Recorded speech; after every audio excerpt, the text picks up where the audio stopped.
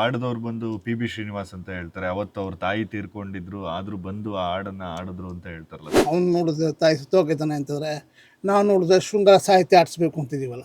ನಾನು ಎಲ್ಲ ಅಂತ್ಯ ಸಂಸ್ಕಾರ ಎಲ್ಲ ಮುಗಿಸಿ 4 ಗಂಟೆಗೆ ಬರ್ತೀನಿ. ನೀವು ಅಷ್ಟೊತ್ತು ರೆಡಿಯಾಗಿದೆ. ಇಷ್ಟೆಲ್ಲ ದುಃಖ ತಡ್ಕೊಂಡ ಮೇಲೆ ಚಿರಯುವನ ನಿನ್ನಲ್ಲೇ ಅಂತ ಹೇಳ್ಬೇಕಲ್ಲ. ಚಿರಯುವನನೇ ಇಲ್ಲ, ಅಮ್ಮ ಸತ್ತೋಗಿದ್ದಾಳೆ. ಹೃದಯ ಸಮುದ್ರ ಕಲಕಿ ಅನ್ನುವಂಥ ಒಂದು ಹಾಡು ರಾಜ್ಕುಮಾರ್ ಅವ್ರು ಆಡಿರೋವಂಥದ್ದು. ಸರ್ ನೋಡಿ, ಈ ಥರ ಹಿಂಗಿದೆ ಹಾಡು ಹಿಂಗಿದೆಯಲ್ಲ. ಸೊ ನೀವು ಸುಮ್ಮನೆ ನಿಂತ್ಕೊಂಡು ಆಡೋದಕ್ಕಿಂತ ಆಕ್ಷನ್ ಮಾಡ್ಕೊಂಡು ಆಡಿ. ರಾಜ್ಕುಮಾರ್ ಕೇಳಿದ್ರಂತೆ, ಆಕ್ಷನ್ ಮಾಡ್ಕೊಂಡು ಆಡೋದು ಅಂದರೆ ಹೆಂಗೆ, ವರ್ಧಾಪ ಹೇಳ್ದಂತೆ. ಇಲ್ಲ ಅಣ್ಣ, ಸಿನಿಮಾ ಹೇಳ್ತೋರೋದೇ ಸರಿ, ಅವರು ಸಿನಿಮಾನಿಗೆ ಹೇಳ್ದಂತೆ. ಕೊನೆಗೂ ನಿಮ್ಮ ಹಠ ಮಾಡಿ ಗೆದ್ದುಬಿಟ್ಟಲ್ಲ, ನೀವು ನನ್ನನ್ನು ಹಿಂಗೆ ಆರಿಸ್ಬಿಟ್ರಲ್ಲ.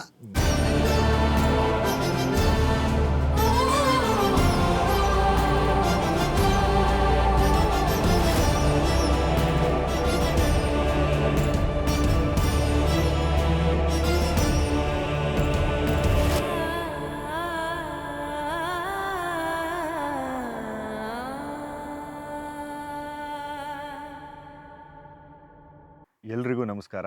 ಲಾಫ್ಟಿ ಲ್ಯಾಂಡ್ಗೆ ಸ್ವಾಗತ. ಇವತ್ತಿನ ನಮ್ಮ ಅತಿಥಿಗಳನ್ನ ಸ್ವಾಗತಿಸುವಂಥ ಸಮಯ. ಇವತ್ತು ನಮ್ಮ ಜೊತೆ ಇರುವಂಥವರು ಮಂಡ್ಯ ಜಿಲ್ಲೆಯ ನಾಗಮಂಗಲ ತಾಲೂಕಿನ ಆಯತನಹಳ್ಳಿ ಗ್ರಾಮದಲ್ಲಿ ಜನಿಸಿ ಮೂಲತಃ ಆಟೋಮೊಬೈಲ್ ಇಂಜಿನಿಯರ್ ಓದಿದ್ದರೂ ಕೂಡ ಇವರು ಆಯ್ಕೆ ಮಾಡಿಕೊಂಡಿದ್ದು ಪತ್ರಿಕೋದ್ಯಮ. ಬೆಂಗಳೂರಿನಿಂದ ತಮ್ಮ ಜೀವನವನ್ನು ಆರಂಭಿಸಿದ ಇವರು ಕನ್ನಡಪ್ರಭ, ವಿಜಯ ಕರ್ನಾಟಕ, ಸಂಯುಕ್ತ ಕರ್ನಾಟಕ ಇವುಗಳಲ್ಲೆಲ್ಲ ಕಾರ್ಯನಿರ್ವಹಿಸಿದಂಥವ್ರು. ಪ್ರಸ್ತುತ ಉದಯವಾಣಿಯಲ್ಲಿ ಕಾರ್ಯನಿರ್ವಹಿಸುತ್ತಾ ಇರುವ ಇವರು ಪತ್ರಿಕೋದ್ಯಮದ ಜೊತೆಗೆ ಅವರು ರಚಿಸಿದ ಕೃತಿಗಳು ಕೂಡ ಹಲವು. ಅದರಲ್ಲಿ ತುಂಬ ನಮ್ಮನ್ನು ಕಾಡುವಂಥ ಪುಸ್ತಕಗಳು ಅಂದರೆ ಅಮ್ಮ ಹೇಳಿದ 8 ಸುಳ್ಳುಗಳು ಮತ್ತು ಅಪ್ಪ ಅಂದರೆ ಆಕಾಶ. ಹಾಗೆ ಅವರ ಆರ್ಟಿಕಲ್ಗಳಲ್ಲಿ ನಮ್ಮನ್ನು ತುಂಬ ಕಾಡದಂಥದ್ದು ತಲುಪಿದ್ದು ಅಂದರೆ ಆಡು ಹುಟ್ಟಿದ ಸಮಯ. ಇವತ್ತು ನಮ್ಮ ಜೊತೆ ಇದ್ದಾರೆ ಖ್ಯಾತ ಪತ್ರಕರ್ತರಾದಂಥ ಮತ್ತು ಬರಹಗಾರರಾದಂಥ AR ಮಣಿಕಾಂತ್ ಸರ್. ಸರ್, ಆತ್ಮೀಯವಾದ ಸ್ವಾಗತ. ನಮಸ್ಕಾರ. Thank you sir. ನಮಗೆ ಮಣಿಕಾಂತ್ ಸರ್ ಪರಿಚಯ ಇರೋದು ಸುಮಾರು ಒಂದು 2007, 8, 10 ಈ ಸಾಲುಗಳಲ್ಲಿ. ಅವ್ರದ್ದು ವಿಜಯ ಕರ್ನಾಟಕದಿಂದ ಶುರುವಾದಂಥ ಅವರ ಜರ್ನಿ ಹಲವಾರು ಪತ್ರಿಕೆಗಳಲ್ಲಿ, ಕನ್ನಡದ ಎಲ್ಲ ಪತ್ರಿಕೆಗಳಲ್ಲೂ ಕೂಡ ಅವರು ಕೆಲಸ ಮಾಡಿದ್ದಾರೆ. ಎಲ್ಲರಿಗೂ ತಲುಪಿರುವಂತಹ ತುಂಬ ಪಾಪ್ಯುಲರ್ ಆದಂಥ ಪುಸ್ತಕ ಅಂದರೆ ಅಮ್ಮ ಹೇಳಿದ 8 ಸುಳ್ಳುಗಳು. ಹತ್ತತ್ರ 2 ಲಕ್ಷಕ್ಕೂ ಹೆಚ್ಚು ಪ್ರತಿ ಮಾರಾಟವಾಗಿರುವಂಥ ಒಂದು ಪುಸ್ತಕ. ಅದಲ್ಲದೆ ಆ ಕಾಲಘಟ್ಟದಲ್ಲಿ ನಮ್ಮಗಳನ್ನೆಲ್ಲ ಸೆಳೆದಂಥ ಅವ್ರದ್ದೊಂದು ಬ್ಯೂಟಿಫುಲ್ ಆದಂಥ ಒಂದು ಅಂಕಣ ವಿಜಯ ಕರ್ನಾಟಕದಲ್ಲಿ ಬರ್ತಿತ್ತು ಅಂತ ಅಂದರೆ ಅದು ಹಾಡು ಹುಟ್ಟಿದ ಸಮಯ ಅಂತ. ನಾವು ಹೇಗೆ ಸಿನಿಮಾಗಳಲ್ಲಿ ಒಂದಷ್ಟು ಹಾಡುಗಳನ್ನು ಕೇಳಿ ಖುಷಿ ಪಡ್ತಾ ಇದ್ವೋ, ತುಂಬ ಹಾಡುಗಳು ಹೆಂಗೆ ಬರೆದ್ರು, ಇಷ್ಟು ಚೆನ್ನಾಗಿ ಸಾಹಿತ್ಯ ಯಾರು ಬರೆದ್ರು, ಸಂಗೀತ ಹೆಂಗಾಯಿತು, ಇದನ್ನು ಹೇಗೆ ಹಾಡಿದ್ರು, ಕೆಲವು ಹಾಡುಗಳಿಂದೆ ಅದರದ್ದೇ ಆದಂಥ ಒಂದಷ್ಟು ಕಥೆಗಳಿರುತ್ತೆ. ಆ ಕಥೆಗಳನ್ನು ನಮಗೆ ಹೇಳ್ತಾ ಹೋಗ್ತಾ ಇದ್ರು. ಸೊ ಇವತ್ತು ನಾವು ಅವ್ರ ಜೊತೆ ಕೂತಿರೋದು ಈ ಹಾಡು ಹುಟ್ಟಿದ ಸಮಯದ ಬಗ್ಗೆ ಮಾತಾಡೋಣ ಅಂತ. ಈ ಹಾಡು ಹುಟ್ಟಿದ ಸಮಯದಲ್ಲೇ ಕೆಲವು ನಾವು ಆಯ್ಕೆ ಮಾಡ್ಕೊಂಡಿರೋ ಒಂದಷ್ಟು ಹಾಡುಗಳ ಬಗ್ಗೆ ಇವತ್ತು ಚರ್ಚೆ ಮಾಡೋಣ ಅಂತ ಅಂದ್ಕೊಂಡಿದ್ದೀವಿ. ಅದರಲ್ಲಿ ಮೊದಲನೇ ಹಾಡು ನಾವು ಎಲ್ಲರೂ ನಮ್ಮನ್ನು ಇವತ್ತಿಗೂ ಕಾಡುವಂತಹ ಒಂದು ಹಾಡು, ಆಡಿಸಿ ನೋಡು ಬೀಳಿಸಿ ನೋಡು ಉರುಳಿ ಹೋಗೋದು. ಆಡಿಸಿ ನೋಡು ಬೀಳಿಸಿ ನೋಡು ಉರುಳಿ ಹೋಗದು. ಇದು ರಾಜ್ಕುಮಾರ್ ಸರ್ ಅವರ ಚರಿತ್ರೆಯಲ್ಲಿ ತುಂಬ ಅಜರಾಮರವಾಗಿ ಉಳಿಯುವಂತಹ ಒಂದು ಹಾಡಾಗಿ ಕಾಣಿಸುತ್ತೆ ನಮಗೆ. ಆ ಹಾಡಿನ ಹಿನ್ನೆಲೆ, ಆ ಹಾಡು ಹೇಗೆ ರಚನೆ ಆಯಿತು, ಆ ಹಾಡು ಆ ಸಿನಿಮಾಲಿ ಹೇಗೆ ಬಂತು ಅಂತ ಇವತ್ತು ಸರ್ ಹತ್ರ ಮಾತಾಡೋಣ. ಅದಕ್ಕಿಂತ ಮುಂಚೆ ನಿಮಗೆ ನಾನು ಹಾಡು ಹುಟ್ಟಿದ ಸಮಯ ಯಾಕೆ ಬರದೆ ಅಂತ ಹೇಳ್ತೀನಿ. ಹಾಂ ಸರ್. ಈಗ ಸಿನಿಮಾಗಳು ಅಂತಂದರೆ ನನಗೆ ಹಾಡು ಕೇಳಿದಾಗೆಲ್ಲ ಅನಿಸ್ತಾಯಿತ್ತು, ಇವ್ರು ಯಾಕೆ ಬರೀತಾರೆ, ಇಷ್ಟು ಕಷ್ಟ ಆಗಲ್ವಾ ಬರೆಯೋಕ್ಕೆ, ಪದಗಳು ಯಾಕೆ ಉಳಿಯುತ್ತೆ ಅಂತ. ಅದಕ್ಕಿಂತ ಮುಖ್ಯವಾಗಿ ಈಗ ಹಾಡು ಬರೆಯೋನು ಮನಸ್ಥಿತಿ ಹೆಂಗಿರುತ್ತೆ, ಅವ್ರ ಮನೇಲಿ ಏನೋ ಒಂದು ಅಪಘಾತ ಆಗಿರ್ಬೋದು, ಅಥವಾ ರೋಡ್ ರಸ್ತೆಯಲ್ಲಿ ಬರುವಾಗ ಅವ್ನಿಗೆ ಆಕ್ಸಿಡೆಂಟ್ ಆಗಿರ್ಬೋದು, ಅಥವಾ ಹಾಡು ಬರೆಯೋಕ್ಕೆ ಬಂದು ಕೂತಿ ನಮ್ಗೆ ಜ್ವರ ಬಂದುಬಿಟ್ಟಿರ್ಬೋದು. ಇಷ್ಟೆಲ್ಲ ಇರುವಾಗ ಅವ್ನಿಗೆ ಲವ್ ಸಾಂಗ್ ಬರೀ ಅಂತಾರೆ, ಯಾಕೆ ಬರೀತಾನೆ ಅವನು, ಅಥವಾ ಅವರೇನು ಡಿಸಪಾಯಿಂಟ್ ಸಾಂಗ್ ಬರೀತಾರೆ ಬರೀ ಅಂತ ಅಂದಾಗ ಆ ಒಪ್ರೀತಿ ನೆನ್ಪು ಮಾಡ್ಕೊಂಡು ಬರೀತಾರ ಏನು ಅದು ಅಂದಾಜಿತ ಯೋಚನೆಗಳು ಬರ್ತಿತ್ತು. ಬರ್ತಾ ಇದ್ದಾಗ ಯಾರನ್ನಾದ್ರು ಕೇಳೋಣ ಈ ಥರ ಅಂತ ಅಂದ್ಕೊಂಡಾಗ ಒಂದು ಹಾಡು ಅಂತ ಸುಮ್ಮನೆ ಕೇಳಿದೆ, ಯಾವ ಥರ ಇದು ಬರೆದು ಯಾವ ಥರ ಅಂತ. ಅವ್ರು ಹೇಳಿದ ಕಥೆ ನೋಡಿ ನನಗೆ ಆಶ್ಚರ್ಯ ಆಯ್ತು. ಯಾಕೆ ಅಂದರೆ ನಾನೇನು ಅಂದ್ಕೊಂಡಿದ್ದೆ ಅದೇ ಥರ. ಅವ್ರ ಮನೇಲಿ ಕಷ್ಟ ಆಗುತ್ತೆ, ಇವನಿಗೆ ಬಂದು ಖುಷಿಯಾಗಿ ಬರೀಬೇಕು, ಅಥವಾ ಇವನು ತುಂಬ ಖುಷಿಯಾಗಿರ್ತಾನೆ ಆಗ ದುಃಖದಲ್ಲಿ ಬರೀಬೇಕು. ಸೊ ಇದು ಡಿಫ್ರೆಂಟ್ ಆಗಿದೆ ಅಲ್ವಾ ಅಂತ ಕೂಡ ಆ ಸಬ್ಜೆಕ್ಟ್ ಟಚ್ ಮಾಡ್ತೆ. ಈಗ ಜರ್ನಲಿಸ್ಟ್ ಎಷ್ಟು ಜನ ಇದ್ದರು ಆಗ ಯಾರು ಮುಟ್ಟಿರಲಿಲ್ಲ ನನಗೆ ಗ್ಯಾರಂಟಿ ಆಯಿತು, ಯಾರು ಮುಟ್ತಿರೋ ಸಬ್ಜೆಕ್ಟ್ ನಾನು ಮುಟ್ತಾ ಇದ್ದೀನಿ ಅಂತಂದರೆ ತುಂಬ ಚೆನ್ನಾಗಿ ಬರೀಬೇಕು ಅಂತ. ಆಮೇಲೆ ಹಿಟ್ ಸಾಂಗ್ಸ್ ಯಾವ್ಯಾವುದಿದೆ ಅಂತ ನೋಡಿದಾಗ ಈ ಆಡಿಸಿ ನೋಡು ಬೆಳೆಸಿ ನೋಡು ಎವರ್ಗ್ನೆಟ್ ಅಂತ ಇತ್ತಲ್ಲ, ಆಮೇಲೆ ಹಂಗೆ ಹುಡುಕ್ತಿ ಹಿಂಗಂದ್ರೆ ಏನು, ಆಡಿಸಿ ನೋಡು ಬೆಳೆಸಿ ನೋಡು ಅಂದ್ರೆ ಏನು, ಹೀರೋನ ಅಥವಾ ಪಾತ್ರನ ಹಂಗೆ ಬರೀಬೇಕು ಅಂತ ಅನ್ಸುತ್ತೆ. ಅವ್ರ ಮನಸ್ಸಲ್ಲಿ ಏನಿತ್ತು, ಯಾವ ಫೀಲಿಂಗ್ಸ್ ಇತ್ತು ಅಂತ ಅಷ್ಟೆಲ್ಲ ಇಟ್ಕೊಂಡು ಹಾಡು ಮೊದಲು ಹಾಡು ಕಲೆಕ್ಟ್ ಮಾಡಿ, ಆಮೇಲೆ ಹಾಡ್ದವರು ಮನಸ್ಥಿತಿ ಹೆಂಗಿತ್ತು ಅಂತೆಲ್ಲ ಯೋಚನೆ ಮಾಡಿಕೊಂಡು ಆ ಸಿನಿಮಾ ಡೈರೆಕ್ಟ್ರು ಭಗವಾನ್ ಮನೆಗೆ ಹೋದ್ವಿ, ರಾಜಶೇಖರ ಮನೆಗೆ ಹೋದಾಗ ಅವ್ರಿಗೆ ನೋಡಿ ಸರ್ ಈ ಥರ ಇದೆ ನಮ್ಮ ಐಡಿಯಾ ಅಂತಂದಾಗ ಅವ್ರು ಹೇಳಿದರು, ನೋಡಪ್ಪ ಈ ಹಾಡು ಬರೆದಿದ್ದು ಚಿ ಉದಯಶಂಕರು, ಅವ್ರು ಬರೀ 10 ನಿಮಿಷ ಬರ್ಕೊಟ್ಬಿಟ್ರು ಅಂತ. ಹೌದಾ ಸರ್ ಹೆಂಗೆ ಅಂತಂದರೆ ಅವ್ರು ಹೇಳಿದ್ರು, ಚಿ ಉದಯಶಂಕರ್ಗೆ ನಾವು ಏನು ಹೇಳಿ ತಕ್ಷಣ ಗ್ರಹಿಸೋ ಶಕ್ತಿ ಇತ್ತು. ಚೆನ್ನಾಗಿ ಇಂಡಸ್ಟ್ರಿನವ್ರನ್ನೆಲ್ಲನೂ ಅವ್ರ ಕೈ ಬೇಳಲ್ಲಿ ಸರಸ್ವತಿ ಕೂತಿದ್ದಾಳೆ, ಹಂಗಾಗಿ ಅವಳು ಪೆನ್ ಇಟ್ಟರೆ ಸಾಕು ಒಂದು ಹಾಡು ಸೃಷ್ಟಿ ಆಗುತ್ತೆ ಅಂತಿದ್ವು. ಸರಿ, ಆಮೇಲೆ ಹೆಂಗೆ ಬರೆಸಿದ ಮೇಲೆ ನೋಡಿ ನಾವೇನು ಹೇಳಿಲ್ಲ, ಈ ಥರ ಒಂದು ಸನ್ನಿವೇಶ ಹೇಳಿದ್ವಿ, ಸನ್ನಿವೇಶ ತಕ್ಕನಾಗ ಅವ್ರು ಬರ್ಕೊಟ್ಬಿಟ್ರು. ಬರೆದ್ಮೇಲೆ ಶೂಟಿಂಗ್ ಮಾಡಬೇಕಾಗಿ ಬಂತಲ್ಲ, ಶೂಟಿಂಗ್ ಮಾಡಬೇಕಾಗಿ ಬಂದಾಗ ಆಡಿಸಿ ನೋಡು ಬೆಳೆಸಿ ನೋಡು ಅಂದಾಗ ಮಗು ಜೊತೆ ಹೇಳ್ತಾ ಇತ್ತು. ಆ ಮಗುಗೆ ಬೆಳೆಸರು ಬೀಳಲ್ಲ, ಆಡಿಸಿದ್ರು ಆಡಲ್ಲ ಅಂತ ಹೇಳ್ಬೇಕು. ಹಾಗಂದಾಗ ಸಂಗೀತ ನಿರ್ದೇಶಕ ಜಿ ಕೆ ವೆಂಕಟೇಶ್ ನೋಡಯ್ಯ ಇದಕ್ಕೆ ಈ ಥರ ಮಾಡಿ ನಾವೊಂದು ಡಿಫ್ರೆಂಟಾಗಿ ಮಾಡೋಣ, ಯಾಕೆಂದ್ರೆ ಗೊಂಬೆ ತಂದು ನಿಲ್ಸೋಣ, ಗೊಂಬೆ ಹೆಂಗೆ ಆಡ್ತಾ ಇರಬೇಕು, ಆ ಮಗು ಆಡ್ದಂಗೆ ಆಗುತ್ತೆ, ಮತ್ತು ಹೀರೋ ಮನಸ್ಸು ಆ ಗೊಂಬೆಲಿದೆ ಹಂಗಾಗುತ್ತೆ, ಆ ಥರ ಮಾಡೋಣ, ನಾವು ಗೊಂಬೆ ತರಿಸಿ ಅಂತ ಇರುತ್ತೆ. ಆ ಗೊಂಬೆ ಹುಡ್ಕಿದ್ರೆ ಎಲ್ಲೂ ಗೊಂಬೆ ಸಿಗ್ತಾಯಿಲ್ಲ. ಕೊನೆಗೆ ಅವ್ರು ಹೇಳಿದಂತೆ ಎಲ್ಲೆಲ್ಲೋ ಒಂದು ಕಡೆ ತುಂಬ ಚೆನ್ನಾಗಿ ಗೊಂಬೆ ಸಿಗುತ್ತೆ, ಅದು ಬಿದ್ದು ಹೊಡೆದು ಹೋಗಲ್ಲ ಅಂತ. ಇವರು ಹೋಗಿ ಗೊಂಬೆ ನೋಡಿ ತೊಗೊಂಬಂದ್ಮೇಲೆ ಟೇಬಲ್ ಮೇಲೆ ಇಟ್ಟು ಹಿಂಗೆ ಆಡಿಸಿದ್ರೆ ಅದು ಈ ಕಡೆಗೂ ಆಡುತ್ತೆ ಆ ಕಡೆಗೂ ಆಡುತ್ತೆ, ಬಟ್ ಬಿದ್ದೋಗಲ್ಲ. ಹಂಗಂತಾಗ ಈ ಹಾಡಿಗೆ ಕರೆಕ್ಟಾಗಿ ಸೂಟ್ ಆಗುತ್ತೆ. ಈ ಹಾಡು ಮತ್ತು ಆ ಗೊಂಬೆ ಹೀರೋ ಐತಾನಲ್ಲ, ಹೀರೋ ಮನಸ್ಥಿತಿ, ಅವನು ಏನೇ ಹಿಂಗೆ ಮಾಡ್ಬೋದು ಅವ್ನು ಬೀಳಲ್ಲ. ಆಡಿಸಿ ನೋಡಿ ಬೆಳೆಸಿ ನೋಡಿ ಉಳಿ ಹೋಗಲ್ಲ, ಎಷ್ಟು ಬೇಕಾದ್ರೆ ನೀವು ಕಷ್ಟ ಕೊಡ್ಬೋದು, ಸೋಲೊಪ್ಕೊಳ್ಳಲ್ಲ ಹೀರೋದ ಇವನು ಆ ಥರ. ಅವನು ಎಳೀತಾನೆ ಆ ಸಿನಿಮಾದಲ್ಲಿ, ನಮ್ಮದು ಕಸ್ತೂರಿ ನಿವಾಸ ವಂಶ, ನಮ್ಮ ಕೈಯೇ ಇದ್ರು ಭೂಮಿ ನೋಡುತ್ತೆ ಹೊರತು ಆಕಾಶ ನೋಡಲ್ಲ, ಕೊಟ್ಟು ಅಭ್ಯಾಸನೇ ಹೊರತು ಪಡೆದ ಅಭ್ಯಾಸ ಇಲ್ಲ ಅಂತ. ಹಂಗಂತ ಅಂದಾಗ ನೀವು ಹೆಂಗೆ ಬೇಕಾದ್ರೂ ಕಷ್ಟ ಕೊಡಿ, ಈ ಕಡೆಗೂ ಆಡ್ತೀನಿ ಈ ಕಡೆಗೂ ಆಡ್ತೀನಿ, ಬಿದ್ದೋಗಲ್ಲ ಅಂತ. ಹಂಗಂತ ಅಂದಾಗ ನನಗೆ ಹೇಳ್ತಾರಲ್ಲ, ಅವ್ರು ಹೇಳಿದ್ರಲ್ಲ ಈ ಥರ ಗೊಂಬೆ ಹಿಂಗೆ ಆಡ್ತಾ ಇದ್ದಾಗ ನಮ್ಗೊಂದು ಐಡಿಯಾ ಬಂತು ಅಂತ, ಡಿಫ್ರೆಂಟ್ ಅನ್ನಿಸ್ತು. ಈಗ ಬರ್ದದ್ದು ಬೇರೆ, ಹಾಡಿದ್ದೇ ಬೇರೆ, ಹಾಡೋದು ಬೇರೆ, ಏನು ವ್ಯತ್ಯಾಸ ಇಲ್ಲ. ಬಟ್ ಅದನ್ನ ಶೂಟ್ ಮಾಡ್ತಾರಲ್ವ, ಶೂಟ್ ಮಾಡುವಾಗ ಡಿಫ್ರೆಂಟ್ ಇದೆ ಅನ್ನಿಸ್ತು ಸರ್. ಅದೇ ಇನ್ನೊಂದು ಹಾಡು ರವಿವರ್ಮನ ಕುಂಚದ ಬಲೆ ಬಲೆ ಅನ್ನೋ ಒಂದು ಹಾಡು ಬರುತ್ತಲ್ಲ, ಸೊಸೆ ತಂದ ಸೌಭಾಗ್ಯ ಸಿನಿಮಾದು. ರವಿವರ್ಮನ ಕುಂಚದ ಕಲೆ ಬಲೆ ಸಾಕಾರವೋ. ಸೊ ಅವತ್ತು ಅದು ಹಾಡಿದವ್ರು ಬಂದು PB ಶ್ರೀನಿವಾಸ್ ಅಂತ ಹೇಳ್ತಾರೆ. ಅವತ್ತು ಅವ್ರ ತಾಯಿ ತೀರ್ಕೊಂಡಿದ್ರು, ಆದರೂ ಬಂದು ಆ ಹಾಡನ್ನು ಆಡಿದ್ರು ಅಂತ ಹೇಳ್ತಾರಲ್ಲ ಸರ್, ಅದ್ರ ಹಿಂದಿನ ಕತೆ ಏನು ಸರ್? ಸೊಸೆ ತಂದ ಸೌಭಾಗ್ಯ ಸಿನಿಮಾ SD ಅಂಕಲ್ಗೆ ಮದಾಸ್ ಅಂತ ಪ್ರೊಡ್ಯೂಸರ್ಸ್. ಆ ಸಿನಿಮಾ ಕೆಲಸ ಎಲ್ಲ ಆದಾಗ ಮದಾಸಲ್ಲಿ ಹಾಡುಗೂ ಹೆಂಗೆ ಇರಬೇಕು ಅಂತ ಯೋಚನೆ ಮಾಡ್ತಾಯಿದ್ದಂತೆ. JK Venkatesh music director, R N ಜಗಪಾಲು ಹಾಡು ಬರ್ತಿತ್ತು. ಇವರು R N ಜಗಪಾಲ್ ಹಾಡು ಬರೆದ ಮೇಲೆ JK ವೆಂಕಟೇಶ್ ತುಂಬ ಚೆನ್ನಾಗಿ ಬರ್ತಿದೆಯಾ, ಚೆನ್ನಾಗಿ ಮಾಡೋಣ ಇದನ್ನ ಅಂತ ಹೇಳಿದ್ರು. ಇದು ಶೃಂಗಾರ ಸಾಹಿತ್ಯ, ರವಿವರ್ಮನ ಕುಂಚದ ಕಲೆ ಶೃಂಗಾರ ಸಾಹಿತ್ಯ. PB ಶ್ರೀನಿವಾಸ್ ಕಳ್ಸೋ ನಾವು ಚೆನ್ನಾಗಿ ಹಾಡ್ತಾನೆ. PB ಶ್ರೀನಿವಾಸ್ ಫೋನ್ ಮಾಡಿದ್ರು, ಫೋನ್ ಮಾಡಿ ಏನು ಮಾಡ್ತಾ ಇದೀಯಪ್ಪ, ಯಾಕೆ ಒಂದು ಹಾಡೈತೆ ಹಾಡಬೇಕು, ಇವರು ನಮ್ಮ ತಾಯಿ ಸತ್ತೋಗಿದ್ದಾರೆ, ಮನೆ ರೀತಿನೇ. ಇವ್ರಿಗೆ ಶಾಕ್ ಆಗಿಬಿಡ್ತದೆ. ಸರಿ, ಅವ್ನು ನೋಡಿದ್ರೆ ತಾಯಿ ಸತ್ತೋಗಿದ್ದಾನೆ ಅಂತಂದರೆ ನಾವು ನೋಡಿದ್ರೆ ಶೃಂಗಾರ ಸಾಹಿತ್ಯ ಆಡಿಸ್ಬೇಕು ಅಂತಿದ್ದೀವಲ್ಲ, ಬೇಡ ಸುಮ್ಮನಿರು, ಫೋನ್ ಕಟ್ ಮಾಡೋದಂತೆ. ಬಟ್ ಆ ಕಡೆಯಿಂದ PB ಶ್ರೀನಿವಾಸ್ ಮತ್ತೆ ಕೇಳಂತೆ, ಏನು ವಿಷಯ ಫೋನ್ ಮಾಡಿದ್ರಲ್ಲ ಅಂತ. ಹಿಂಗೆ ಒಂದು ಹಾಡು ಹಾಡಿಸ್ಬೇಕಾಗಿತ್ತು, ಸ್ಟುಡಿಯೋ ಬುಕ್ ಮಾಡಿದ್ಬಿಟ್ಟಿದ್ವಿ, ಏನು ಮಾಡೋದು ಈಗ, ಸೊ ಒಂದೇನು ಕಷ್ಟ ಇಲ್ಲ ಇದೆಯಾ, ಬೇಡ ಬಿಡು ಕ್ಯಾನ್ಸಲ್ ಮಾಡ್ತೀವಿ. ಆಗ ಅವ್ರ ತಾಯಿ ಹೇಳಿದ್ರಂತೆ ಮಗನಿಗೆ, PB ಶ್ರೀನಿವಾಸ್ ತಾಯಿ ಯಾವತ್ತೂ ಕರ್ತವ್ಯ ಮುಖ್ಯ, ನಿನ್ನ ನಂಬಿಕೊಂಡವರು 4 ಜನ ಇರ್ತಾರೆ, ಅವ್ರಿಗೆ ನೀನು ತೊಂದರೆ ಕೊಡಬಾರ್ದು, ಕೆಲಸ ಮುಖ್ಯ ಅಂತ. ಇವ್ರು ಸಡನ್ನಾಗಿ ನೆನಪಾಗ್ಬಿಡ್ತದೆ, ನಮ್ಮ ತಾಯಿ ಹಿಂಗೆ ಅಂತ ಹೇಳಿದಿರಲ್ಲ. ಸೊ ಇವ್ರು ಫೋನಲ್ಲಿ ಅವ್ರು ಕೇಳಿದ್ರು, ನೋಡಿ ನಮ್ಮ ತಾಯಿ ಹೀಗೆ ಅಂತ ಹೇಳಿದರು, ಕೆಲಸ ಮುಖ್ಯ ಅಂತ ಹೇಳಿದರು, ಅಮ್ಮನ ಮಾತಾಡ್ಸ್ಕೊಡ್ಬೇಕು, ನಾನು ಎಲ್ಲ ಅಂತ್ಯ ಸಂಸ್ಕಾರ ಎಲ್ಲ ಮುಗಿಸಿ 4 ಗಂಟೆಗೆ ಬರ್ತೀನಿ, ನೀವು ಅಷ್ಟೊತ್ತು ರೆಡಿ ಆಗಿದೆ. ಇವ್ರಿಗೆ ಕಕ್ಕಾಬೇಕು, ಏನು ಮಾಡೋದು, ಫೋನ್ ಮಾಡೋದು ಮಾಡಿಬಿಟ್ಟಿದ್ದಾರೆ, ಕೇಳೋದು ಕೇಳ್ಬಿಟ್ಟಿದ್ದಾರೆ. ಕೇಳಿದ ಮೇಲೆ ನಾವು ಅಂತ್ಯ ಸಂಸ್ಕಾರದಿಂದ ಡೈರೆಕ್ಟಾಗಿ ಸ್ಟುಡಿಯೋ ಕರೆದ್ವಲ್ಲ ಅಂತ ಇವ್ರಿಗೆ ಗಿಲ್ಟ್. PB ಶ್ರೀನಿವಾಸ್ ಕೈಯಿಲ್ಲ ಗಿಲ್ಟಿಲ್ಲ, ನೋಡಿ ನೀವು ಈಗ ನಾನು ಹಾಡಲಿಲ್ಲ ಅಂದರೆ ನನ್ನ ತಾಯಿಗೆ ನ್ಯಾಯ ಮಾಡ್ದಂಗೆ ಆಗುತ್ತೆ.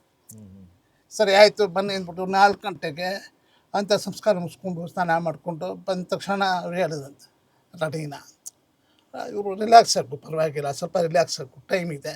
ಬಟ್ ಹಾಗೆಲ್ಲ ಹಂಗಿತ್ತು ಅಂದರೆ ಸ್ಟುಡಿಯೋ ಟೈಮು ಇಷ್ಟು ಹೊತ್ತಿಗೆ 5 ಗಂಟೆಗೆ ಕ್ಲೋಸ್. ಇಲ್ಲಿ ಸೆಂಟಿಮೆಂಟ್ ಏನು ನಡೆಯೋದಿಲ್ಲ. ಇವರು ಪಿ ಶ್ರೀನಿವಾಸ್ ಇಲ್ಲ ಹಾಡ್ತೀನಿ ನಾನು ರೆಡಿ ಹಾಕಿದ್ದು ರೆಡಿ ಅಂತ ಅಂದಮೇಲೆ ಶುರು ಮಾಡಿದಾಗ ಗೊತ್ತಾಗಿದೆ ಶೃಂಗಾರ ಸಾಹಿತ್ಯ ಇವ್ರ ಮನ ಕುಂಟದಾಗ ಕಲೆ ಬಲಿ ಹಾಡಬೇಕು ಎಲ್ಲನೂ ಮರೆತು ಹಾಡ್ತೆ. ಅವ್ರು ಹೇಳಿದರು ಎಲ್ಲನೂ ಮರೆತು ಹಾಡ್ತೆ. ಯಾವಾಗ ಹೇಳಿದ್ರು ಅಂದರೆ ಅದು ಅಂದಾಜು 1998 ಅಥವಾ 2000 ಅಂತ ಇಟ್ಕೊಳ್ಳಿ ಆಗಿರಬೇಕು. ಆಗ ನಾನು ಜರ್ನಲಿಸ್ಟಾಗಿ ಕಾರ್ಯಕ್ರಮ ನೋಡೋಕೆ ಹೋಗಿದ್ದೆ ರವೀಂದ್ರ ಕಲಾಕ್ಷೇತ್ರದಲ್ಲಿ. ಅವ್ರು ಹೇಳ್ದಾಗ ಹಂಗೆ ಹೇಳಿದ್ರು ನೋಡಿ ನನ್ನ ತಾಯಿ ಹೋಗಿದ್ರು ಅಂಥ ಟೈಮಲ್ಲಿ ಹಾಡಿದ್ದು ಇದು. ಆಡ್ತಾ ಆಡ್ತಾ ಬಂದಮೇಲೆ ಕೊನೆಗೊಂದು ಸಾಲಿದೆ ಚಿರಯೌವನ ನಿನ್ನಲೆ ಅಂತ. ಅಷ್ಟೆಲ್ಲ ದುಃಖ ತಡ್ಕೊಂಡ ಮೇಲೆ ಚಿರಯೌವನ ನಿನ್ನಲೆ ಅಂತ ಹೇಳ್ಬೇಕಲ್ಲ. ಚಿರಯೌವನನೇ ಇಲ್ಲ ಅಮ್ಮ ಸತ್ತೋಗಿದ್ದಾಳೆ ನಿನ್ನಲೆ ಅಂತ ಹೇಳಬೇಕು. ಆಗ ತುಂಬ ಫೀಲ್ ಆಯಿತು ನನಗೆ ದುಃಖ ತಡ್ಕೊಳಕ್ಕಾಗಲಿಲ್ಲ. ಆಡ್ತಾ ಆಡ್ತಾ ಹತ್ತಪಟ್ಟೆ ಅವತ್ತು. ಬಟ್ ಇಲ್ಲಿ ರವೀಂದ್ರ ಕಲಾಕ್ಷೇತ್ರದಲ್ಲಿ ಹಾಡು ಹೇಳುವಾಗ ರವಿವರ್ಮನ ಕೃತದ ಕಲೆ ಅಂತ ಅವ್ರು ಹೇಳಿದ್ರಲ್ಲ ಆ ಜನ ಎಲ್ಲ ಎಷ್ಟು ವಾಯ್ಸು ಎಂಥ ವಾಯ್ಸು. ಪಿ ಶ್ರೀನಿವಾಸ್ಗೆ ವಯಸ್ಸಾಗಿದೆ ಅವ್ರ ವಾಯ್ಸ್ಗೆ ವಯಸ್ಸಾಗಿಲ್ಲ ಅದು ಹಂಗೆ ಇದೆ ಜೇನಿದ್ದಂಗೆ. ಅದಕ್ಕೆ ಪಿ ಶ್ರೀನಿವಾಸ್ ಕೇಳಿಸ್ಕೊಂಡು ಹೇಳ್ತು ನೀವು ಎಲ್ಲ ಅಂದಿದ್ದು ನನಗೂ ಗೊತ್ತಾಯಿತು. ಅದಕ್ಕೆ ನಾನು ಚೇಂಜ್ ಮಾಡ್ತೀನಿ ಈಗ. ಚೇಂಜ್ ಏನು ಅಂತಂದರೆ ಹಾಡು ಕೊನೆ ಸಾಲು ಚಿರಯೌವನ ನಿನ್ನಲೆ ಅಂತಿದ್ದಿಲ್ಲ. ಅವ್ರು ಯಾಕೆ ಹೇಳಿದ್ರು ಚಿರಯೌವನ ನಿನ್ನಲೆ ಇಲ್ಲ ಚಿರಯೌವನ ನನ್ನಲೆ. ಅವರಲ್ಲಿ ಚಿರಯೌವನ ನನ್ನ ವಾಯ್ಸ್ಗೆ ವಯಸ್ಸಾಗಿಲ್ಲ ಅಂತ ನೀವೆಲ್ಲ ಹೇಳಿದ್ರಲ್ಲ. ಅದಕ್ಕೆ ನಾನು ಹಾಡಿನ ಸಾಲನ್ನು ಚಿರಯೌವನ ನನ್ನಲೆ ಅಂತ ಹೇಳ್ತೀನಿ ಹಂಗೆ ಹೇಳಿದ್ರು. ನೋಡಿದ್ರಿಗೆ ಎಷ್ಟು ಖುಷಿ ಆಯಿತು ಅಂದರೆ ಅವತ್ತು ಪಿ ಶ್ರೀನಿವಾಸ್ಗೆ ಅವತ್ತು ಮೈಕ್ ಹಿಡಿಯೋಕ್ಕಾಗ್ತಾಯಿಲ್ಲ ಕೈ ನಡುಗುತ್ತೆ. ಬಟ್ ಮೈಕ್ ಕೈ ತಗೊಂಡ್ರು ಅಂದ ತಕ್ಷಣ ವಾಯ್ಸ್ ಹೇಳ್ತಾರಲ್ಲ ಆಗ ವಾಯ್ಸ್ ಕರೆಕ್ಟಾಗಿದೆ ಕೈ ನಡುಗುತ್ತೆ ಧ್ವನಿ ನಡುಗುತ್ತೆ ಆ ಥರ. ಅದು ಪ್ರತ್ಯಕ್ಷವಾಗಿ ನಾನು ನೋಡಿದೆ ಪಕ್ಕದಲ್ಲೇ ಕೂತ್ಕೊಂಡು ನೋಡಿದೆಲ್ಲ. ನೋಡಿದಾಗ ಎಷ್ಟು ರೋಮಾಂಚನ ಅಂತ ಅಂತೀವಿ ಅದು ಫೀಲ್ ನನಗಾಯ್ತು. ಕೈ ರೋಮ ಎಲ್ಲ ನಿಂತ್ಕೊಳತ್ತೆ ಅಂತ ಅಂತೀವಲ್ವ ಹಂಗಂತಂದಾಗ ಅವರು ವಾದ್ಯಗೋಷ್ಠಿಯವರೆಲ್ಲ ಕೆಲವ್ರು ಬಂದು ಸರ್ ನಾವು ಮೈಕ್ ಇಟ್ಕೊತೀವಿ ಅಂದರು. ಅದು ಪಿ ಶ್ರೀನಿವಾಸ್ ಬೇಡ ನಾನು ಹಿಡ್ಕೊತೀನಿ ಹಂಗೆ ಹಿಡ್ಕೊಂಡು ಹೇಳ್ತಾ ಇದ್ದಾರೆ. ಹಾಡು ಸಾಲು ಬರ್ತಾ ಬರ್ತಾ ಕೈ ಹಿಂಗಂತ ಆಗುತ್ತೆ ಬಟ್ ಹಾಡು ಧ್ವನಿ ಏನೂ ಆಗಲ್ಲ. ತುಂಬ ಸ್ಪಷ್ಟ ತುಂಬ ಜೇನ್ತ ನಿಂತೀವಲ್ಲ ಆ ಥರ. ಅದು ಕೇಳಿದಾಗ ಇವತ್ತೇನು ಅನಿಸಿಲ್ಲ. ಅವತ್ತು ಅದನ್ನು ರೆಕಾರ್ಡ್ ಮಾಡ್ಕೋಬೇಕಾಗಿತ್ತು. ಇವತ್ತು ಅನ್ನಿಸ್ತಾ ಇದೆ ಅವತ್ತು ಕೇಳಿದ ಮೇಲೆ ಚಪ್ಪಾಳೆ ಹೊಡೆಯೋದು ಅಷ್ಟು ಮಾತ್ರ ಗೊತ್ತಿತ್ತು. ಈಗಲೂ ಯಾರಾದರೂ ಹಳೆ ಹಾಡು ಅಂತ ಕೇಳಿದಾಗ ನಂಗೆ ಸಡನ್ ನೆನಪಾಗೋದು ಅವತ್ತು ಟೈಮು 6 ಗಂಟೆ ಆಮೇಲೆ ಆಗ್ತಾನೆ ಶುರು ಆಗಿತ್ತು 3ನೇ ಹಾಡು ಇಷ್ಟು ಕರೆಕ್ಟಾಗಿ ನೆನಪು ಈ ಥರ. ಅದ್ಭುತವಾಗಿತ್ತು ಸರ್ ಇದು ವಿಷಯ. ಆ್ಯಕ್ಚುಲಿ ಆ ಥರದ್ದು ನೀವು ಹೇಳಿದ್ ನೋಡಿದ್ರೆ ಒಂದು ಸ್ವಲ್ಪ ಎಷ್ಟೇ ವಯಸ್ಸಾದರೂ ಅವರ ಗಂಟ್ಲು ಅಥವಾ ಅವರ ಒಂದು ಸ್ವರಕ್ಕೆ ವಯಸ್ಸಾಗಲ್ಲ ಅನ್ನೋ ಥರ ಇದು. ಸಿಂಹಕ್ಕೆ ವಯಸ್ಸಾದರೂ ಶಕ್ತಿಗುಂದುವುದೇ ಅನ್ನೋ ಥರದ್ದು ಒಂದು ಪಾಯಿಂಟ್ ನೀವು ಹೇಳಿದ್ದು. ಪಿ ಶ್ರೀನಿವಾಸ್ ಅವರು ಹಲವಾರು ಹಾಡುಗಳನ್ನ ನಾವು ಕೇಳಿದ್ವಿ ಬಟ್ ಇದು ತುಂಬ ವ್ಯಾಲ್ಯೂಯಬಲ್ ಸಾಂಗ್ ಅಂತ ಅನಿಸುತ್ತೆ ಸರ್. ಅದೇ ಥರ ಇನ್ನೊಂದು ನಮಗೆ ತುಂಬ ಕಾಡಿರುವಂತಹ ಹಾಡು ಅಂದರೆ ಅಶ್ವಮೇಧ ಸಿನಿಮಾದು ಹೃದಯ ಸಮುದ್ರ ಕಲಕಿ ಅನ್ನುವಂಥ ಒಂದು ಹಾಡು. ದಿಟ್ಟ ಹೆಜ್ಜೆ ಇಟ್ಟು ಯಜ್ಞ ದೀಕ್ಷೆ ಕೊಟ್ಟು ನಡೆಸುವೆ ಅಶ್ವಮೇಧ. ಈಗಲೂ ಅದು ಬಂದರೆ ಏನೋ ಒಂದು ನೀವೇ ಆಗಲೇ ಹೇಳಿದಾಗೆ ಒಂದು ರೋಮಾಂಚನ ಹುಟ್ಟಿಸುವಂಥ ಹಾಡು ರಾಜ್ಕುಮಾರ್ ಅವ್ರು ಹಾಡಿರೋವಂಥದ್ದು. ಅದ್ರ ಹಿನ್ನೆಲೆ ಹೇಳೋದಾದ್ರೆ ಏನು ಹೇಳ್ಬೋದು ಸರ್? ಅದು ಅಶ್ವಮೇಧ ಸಿನಿಮಾಕ್ಕೆ ಕುಮಾರ್ ಬಂಗಾರಪ್ಪ ಹೀರೋ. ಹೌದು, ಕುಮಾರ್ ಬಂಗಾರಪ್ಪ ಹೀರೋ ಹೋದಾಗ ಅದು ಕುದುರೆ ಸತ್ತೋಯ್ತು ಅಂತ ಅವನು ತುಂಬ ಇಷ್ಟಪಟ್ಟು ಕುದುರೆ ವಿರೋಧಿಗಳು ಪಾಯಸನ ಹಾಕಿ ಸಾಯಿಸ್ಬಿಡ್ತಾರೆ. ಹಂಗಂತ ಅಂದಾಗ ಇವನು ಆ ಕುದುರೆನ ನನ್ನ ಜೀವ ಅಂತ ಅಂದ್ಕೊಂಡು ಹಾಡಬೇಕು. ಆ ಫೀಲ್ ಹಾಡಬೇಕು ಅಂತಂದಾಗ ಸಿನಿಮಾ ಡೈರೆಕ್ಟ್ರು ಸಿನಿಮಾ ದೊಡ್ಡಂಗೆ ಹುಡುಗ ಹೇಳೋದಂತೆ ನೋಡಿ ಸರ್ ಈ ಥರ ಇದೆ ಇದು ಮನುಷ್ಯರ ಮೇಲೆಲ್ಲ ದ್ವೇಷ ಇದೆ ಬೇಜಾರಿದೆ ಆ ಮನುಷ್ಯರ ಮೇಲೆ ಬರೆಯೋಡಲ್ಲ ಕುದುರೆ ನಾವು ಮನ್ನಿಸ್ಕೊಂಡು ನಾನು ಸಿಟ್ಟು ನಾನು ಎಲ್ಲ ನಾನು ಎಕ್ಸ್ಪರ್ಟ್ಸ್ಬೇಕು ತುಂಬ ಆಪ್ತವಾಗಿರಬೇಕು ಅದು ಹಂಗೆ ಬರ್ಕೊಡಿ ಅಂತ ಅಂದಾಗ ದೊಡ್ಡಂಗೆ ಹಿಡ್ಕೊಂಡು ನೋಡಿ ಆಯಿತು ಯೋಚನೆ ಮಾಡ್ತೀನಿ ಅಂತ 2 ದಿನ ಎಲ್ಲ ಯೋಚನೆ ಮಾಡಿದ್ದೀನಪ್ಪ ಇದಕ್ಕಿಂತ ಚೆನ್ನಾಗಿ ಬರೆಯೋಕ್ಕಾಗಲಿಲ್ಲ ನನಗೆ ನಾನು ಬರ್ದಿದ್ದೀನಿ ತಗೊಳ್ಳಿ ಅಂತ ಕೊಟ್ಟ ಮೇಲೆ ಸಿನಿಮಾ ಓದಿದ್ಮೇಲೆ ಯಾರ ಕೈಲಿ ಆಡ್ಸೋದು ಹ್ಮ್ ಯಾರ ಕೈಲಿ ಆಡ್ಸೋದು ಅಂತ ಅಂದಮೇಲೆ ಸುಮಾರು ಹೆಸರೆಲ್ಲ ಬಂದು ಹೋಗಿದೆ, ಅವ್ರಿಗೆ ಯಾಕೋ ಸಮಾಧಾನ ಆಗಿಲ್ಲ ಅಂತ ಅಂದ್ಬಿಟ್ಟು ಆಮೇಲೆ ರಾಜ್ಕುಮಾರ್ ಕೈಲಿ ಆಡ್ಸಿದ್ರೆ ಚೆನ್ನಾಗಿರುತ್ತೆ ಅಂತ. ಸರಿ, ಅವ್ರು ಏನು ನೋಡೋದಂತೆ, ರಾಜ್ಕುಮಾರ್ ಕೈಲಿ ಆಡ್ಸಿದ್ವಿ, ಟ್ರ್ಯಾಕಲ್ಲಿ ಆಡ್ಸಿದ್ರೆ ಇದೇ ಥರ ಹಾಡಿ ಅಂತ ಹೇಳ್ದಂಗೆ ಆಗುತ್ತೆ. ಯಾರೊಬ್ಬರು ಟ್ರ್ಯಾಕ್ ಕಳಿದ್ರೆ ಅದನ್ನೇ ಕಾಪಿ ಮಾಡಿರ್ತಾರೆ. ಇವು ಟ್ರ್ಯಾಕಲ್ಲಿ ಆಡ್ಸೋದು ಬೇಡ, ಹಾಡು ಇರಲಿಲ್ಲ ಇದೆ ಅಲ್ಲೇ ವೈಲಿ ಉಡ್ಸ್ಬಿಡೋದು ಆಯ್ತಾ. ವೈಲಿ ಉಡ್ಸ್ಬಿಟ್ಟು ರಾಜ್ಕುಮಾರ್ಗೆ ಕೊಡೋದು ಈ ಥರ ಅಂತ. ಹೋಗಿ ಎಲ್ಲರೂ ಖುಷಿ ಮಾಡ್ಕೊತಾರೆ ರಾಜ್ಕುಮಾರ್ ಹತ್ರ. ಆಯಿತು ರಾಜ್ಕುಮಾರ್ ಆಯಿತು ಹಾಡ್ತೀನಿ ಅಂತ ಮೇಲೆ ಇವರು ಖುಷಿ ಆಯಿತು. ಖುಷಿ ಆದಮೇಲೆ ಚಾಮುಂಡೇಶ್ವರಿ ಸ್ಟುಡಿಯೋದಲ್ಲಿ ಹಾಡ್ಸೋಣ ಅಂತ ಅಂದ್ಕೊಂಡು ರೆಡಿ ಆಗಿದ್ದಾಗ ರಾಜ್ಕುಮಾರ್ ಮತ್ತು ವರ್ಧಪ್ಪ ಇಬ್ಬರು ಸ್ಟುಡಿಯೋಗೆ ಹಾಡೋಳಕ್ಕೆ ಅಂತ ಬಂದಾಗ ಹಸಿಮಾಗ ಸಖತ್ ಖುಷಿ. ರಾಜ್ಕುಮಾರ್ ಅಣ್ಣವರು ಆಡ್ತಿದ್ದಾರೆ, ಎರಡು ಟೀಮ್ ಎಲ್ಲ ಹೊರಗಡೆ ಕೂತಿದ್ದಾಗ ನೋಡ್ತಾ ರಾಜ್ಕುಮಾರ್ ಆಯ್ತು ಆಡ್ತೀನಿ ಶುರು ಮಾಡಿದಾಗ ಸಿನಿಮಾ ಮೊದಲೇ ಹೋಗಿ ಹೇಳಿದಂತೆ, ಸರ್ ನೋಡಿ ಈ ಥರ ಹಿಂಗಿದೆ ಹಾಡು ಹಿಂಗಿದೆಯಲ್ಲ, ಸೊ ನೀವು ಸುಮ್ಮನೆ ನಿಂತ್ಕೊಂಡು ಆಡೋದಕ್ಕಿಂತ ಆಕ್ಷನ್ ಮಾಡ್ಕೊಂಡು ಆಡಿ ಚೆನ್ನಾಗಿರುತ್ತೆ. ಆಕ್ಷನ್ ಆಗ ಸಿನಿಮಾ ರಾಜ್ಕುಮಾರ್ ಕೇಳಿದ್ರಂತೆ, ಆಕ್ಷನ್ ಮಾಡ್ಕೊಂಡು ಆಡೋದು ಅಂದ್ರೆ ಹೆಂಗೆ, ನಾಟಕದಲ್ಲಿ ಆಡ್ತಾರಲ್ಲ ಸರ್, ನಾಟಕದಲ್ಲಿ ಆಡ್ತಾರಲ್ಲ ಆ ಥರ ಆಡಿದ್ರೆ ಫೀಲ್ ಜಾಸ್ತಿ ಬರುತ್ತೆ. ರಾಜ್ಕುಮಾರ್ ಹೇಳೋದಂತೆ, ಇಲ್ಲ ನೋಡಿ ನಾಟಕ ಮಾಡ್ತಿದ್ದೆ ನಾನು ಒಂದು ಕಾಲದಲ್ಲಿ, ಆಗ ಉತ್ಸಾಹ ಆಯಿತು, ವಯಸ್ಸು ಇತ್ತು, ಈಗ ವಯಸ್ಸಾಗಿ ಹೋಗಿದೆ, ಹಿಂಗೆಲ್ಲ ಆಡೋಕ್ಕೆ ಕೈ ಆಡ್ಸೋಕ್ಕೆಲ್ಲ ಆಗಲ್ಲ, ಮನಸ್ಸು ಕೇಳಲ್ಲ ಅದನ್ನು. ನಾನು ಆಕ್ಷನ್ ಮಾಡ್ತಾಯಿದ್ರೆ ವಾಯ್ಸು ರಿಪೇರ್ ಆಗಿಬಿಡುತ್ತೆ ಅಂತ. ಇದಕ್ಕೆ ಇಲ್ಲ ಸಿನಿಮಾ ಇಲ್ಲ ಹಂಗೇನಾಗಲ್ಲ ಸರ್, ನೀವು ಹಾಡಿ ಸುಮ್ಮನೆ ಸಿನಿಮಾ. ಇವರಿಬ್ಬರಂಗೆ ಮಾತಾಡೋದನ್ನು ದೂರದಲ್ಲಿ ನಿಂತ್ಕೊಂಡು ವರ್ಧಪ್ಪ ನೋಡ್ತಾ ಇದ್ದಾಗ ಅವರು ಬಂದು ಏನು ಇಬ್ಬರು ಮಾತಾಡ್ತಾ ಇದ್ದೀರಲ್ಲ, ಎಷ್ಟು ಘಾನವಾಗಿ ಮಾತಾಡ್ತಿದ್ರು ಅಂತ ಕೇಳಿದಂತೆ. ಅದಕ್ಕೆ ರಾಜ್ಕುಮಾರ್ ನೋಡೋ ವರ್ಧಪ್ಪ ಸಿನಿಮಾ ಹೇಳ್ತಾ ಇದ್ದಾನೆ, ಹಿಂಗೆ ಆಕ್ಷನ್ ಮಾಡ್ಕೊಂಡು ಹೇಳಿ ಅಂತ. ಆಕ್ಷನ್ ಮಾಡ್ಕೊಂಡಿದ್ರೆ ಚೆನ್ನಾಗಿ ಬರುತ್ತೆ ಅಂತ ಹೇಳ್ತಿದ್ದಾನೆ. ಸೊ ನನಗೆ ಉತ್ಸಾಹ ಇಲ್ವಲ್ಲ, ಏನು ಮಾಡೋದು ಈಗ ಅಂತ ಅಂದಾಗ ವರ್ಧಪ್ಪ ಹೇಳ್ದಂತ, ಇಲ್ಲ ಅಣ್ಣ ಸಿನಿಮಾ ಹೇಳ್ತೋರೋದೇ ಸರಿ, ನೀವು ಆಕ್ಷನ್ ಮಾಡ್ಕೊಂಡೇ ಹೇಳ್ಬೇಕಿದ್ದನ್ನು ಅಂದಾಗ ರಾಜ್ಕುಮಾರ್, ಹೌದಾ ನೀನು ಅವನ ಕಡೆ ಸೇರ್ಕೊಂಬಿಟ್ಯಾ, ಅವ್ರ ಪಾರ್ಟಿ ಸೇರ್ಕೊಂಬಿಟ್ಯಾ.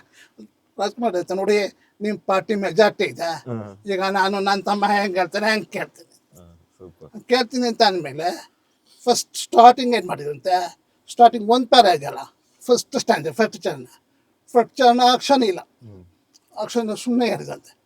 ಹಾಗೆ ಹೇಳಿದಾಗ ಇವ್ರಿಗೆ ಹೊರಗಡೆ ಕೂತ್ಕೊಂಡು ಕೇಳ್ತಾ ಇದ್ದಾರಲ್ಲ, ಅವ್ರಿಗೆ ರಾಜ್ಕುಮಾರ್ ಮಾಡ್ತಿಬಿಟ್ರೆ ಏನೋ ಅಂತ ಅಂದ್ಕೊಂಡು ಮಾಸಾಡೋನಾಗೆ ನುಗ್ಗಿ ಹೋಗಿ ಟ್ರೈ ಮಾಡ್ತಂತೆ ಒಳಗಡೆ ಹೋಗೋಕ್ಕೆ. ರಾಜ್ಕುಮಾರ್ ಇಲ್ಲ ಗೊತ್ತಾಗಿದೆ, ನೆಕ್ಸ್ಟ್ ಹೇಳ್ತೀನಿ ಕೇಳ್ಕೊಡಿ ಅಂತ. ಹಾಗಂತ ಆಮೇಲೆ ಎರಡನೇ ಪರ ಬಂತಲ್ಲ, ಸುಮ್ಮನೆ ನೀವು ಅಬ್ಸರ್ವ್ ಮಾಡಿ ನೋಡಿ, ಎರಡನೇ ಪರ ತುಂಬ ಫೋರ್ಸ್ಫುಲ್ ಆಗಿದೆ ಆಯಿತಾ.